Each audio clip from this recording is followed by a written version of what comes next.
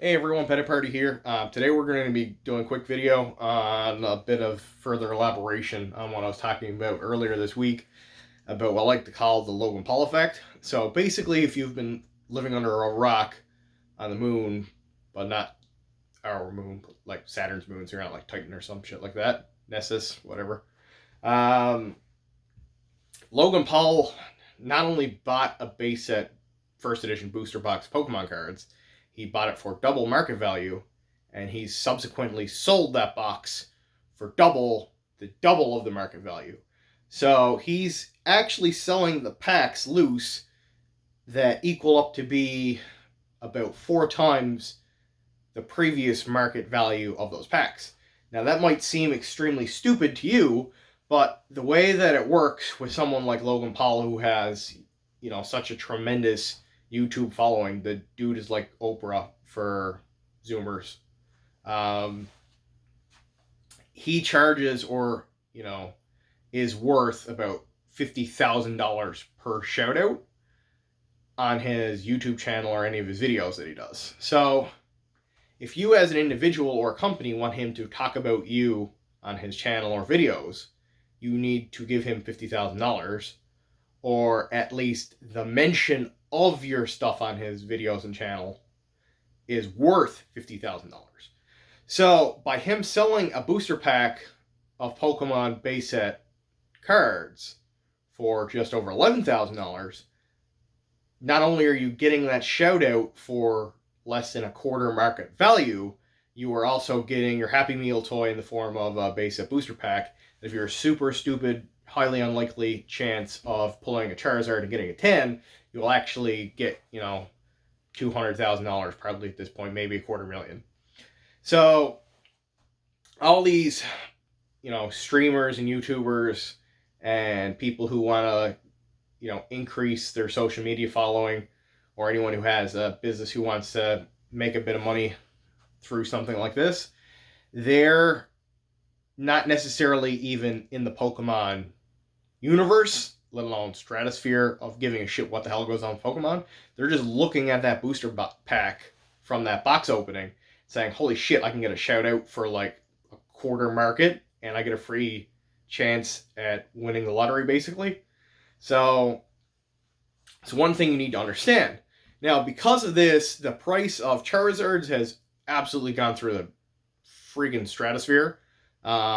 If you follow any of this shit, they have not only doubled, but they've in some cases tripled or more, depending on what version you're buying, over the last couple weeks. So my buddy sold a PSA 9, or no, Beckett 9, sorry, Shadowless Charizard like 2 weeks ago for $6,000 and was very happy with that. As of yesterday of the filming of this video, they are selling for $12,000, and that's confirmed sales 2 in 1 day. There's auctions of them going on. They're going even higher. I had a buyer for the one I was selling that was supposed to pay today and didn't, and I've never been this happy about a 5-figure sale not going through. So it's caused a giant price spike in a commodity like Pokemon that people already were thinking were priced hyped to hell and was getting ready to either plateau or nosedive. So not only did he keep it from plateauing or nosediving, he spiked it even higher than Gary Vee did. Because while you might think that Gary Vee has, this giant following and he's this, multi-millionaire guru who knows everything and everyone hangs on his every word, you need 10 Gary V's to equal 1 Logan Paul. Same thing with like Rudy at Alpha Investments. Everyone thinks, oh, well, like Rudy knows everything and needs to be on the end all of everything. You need 10 Rudys to be 1 Gary Vee. And then you need 100 Rudys to be 1 Logan Paul. So that just tells you the type of reach that this individual has. So as a result, you have a lot of people who have large holdings or investments in Pokemon who are cashing out now at these all-time record highs, trying to get on the hype train and get whatever money they can while the prices are high.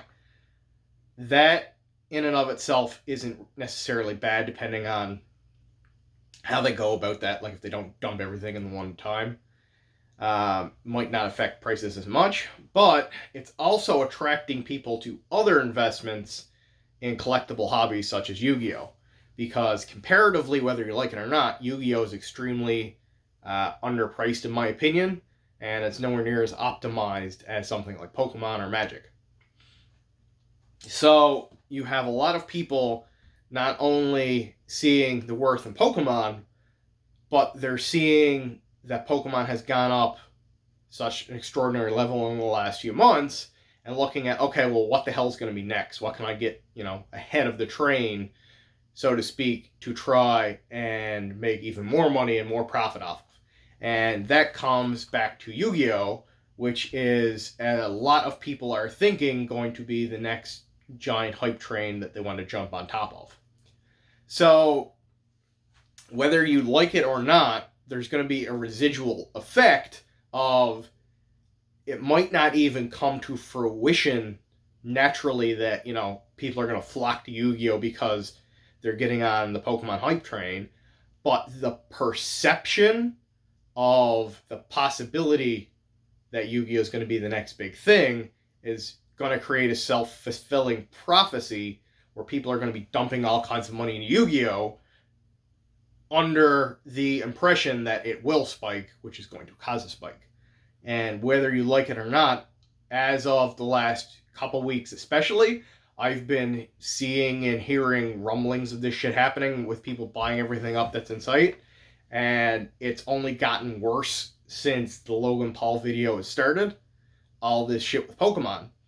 So, whether you want to agree with it or like it or not, Yu-Gi-Oh!, I think, and don't listen to any of this shit I'm saying because I don't know what the hell I'm talking about.